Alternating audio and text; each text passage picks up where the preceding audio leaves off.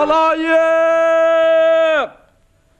Yerken Hakani şunu cakalaydı ki bugünden başlap halkımız teveside mukam yığılıp retlenidi. Puhralarının arasında salçılıp mukam italaydık Allah. Tezden orduğa kirip maharetini görsetsin.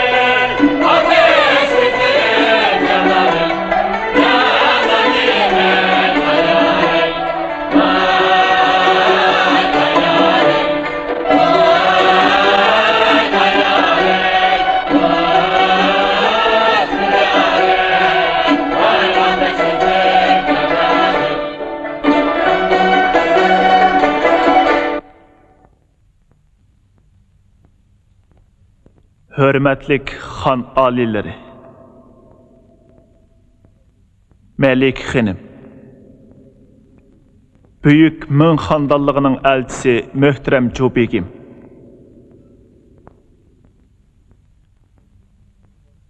Qoşna əllərdən kəlgən sazəndə ustazlar, həm xandallığımızın vəzir əzəmləri, tövəndə yıqımlıq muqam köyləri sizlərni bəxt içində şadlıqqa çömüldürdü.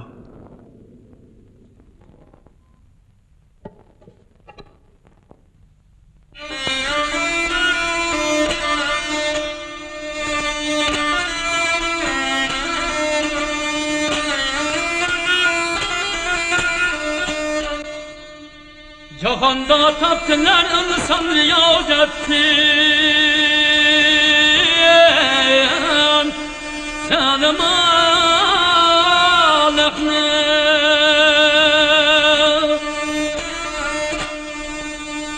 Kalini alıcın eyle kılıp can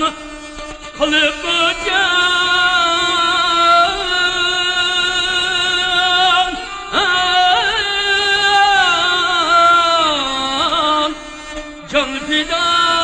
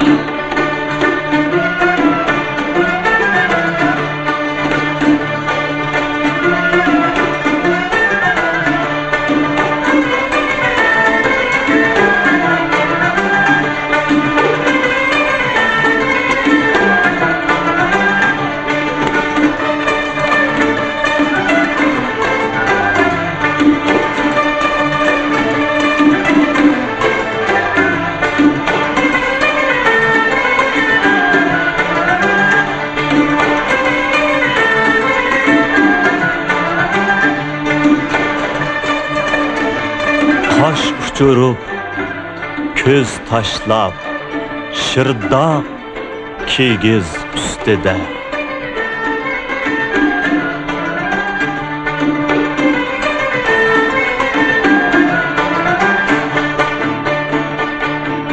Marcan böki astıdım, ahtı terleri şu dem.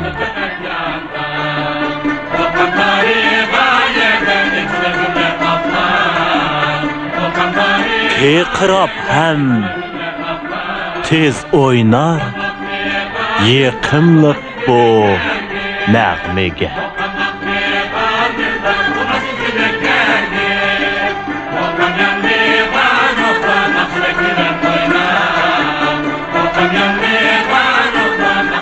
Belgi koysa kolunu oğaq ayğa oxşağa.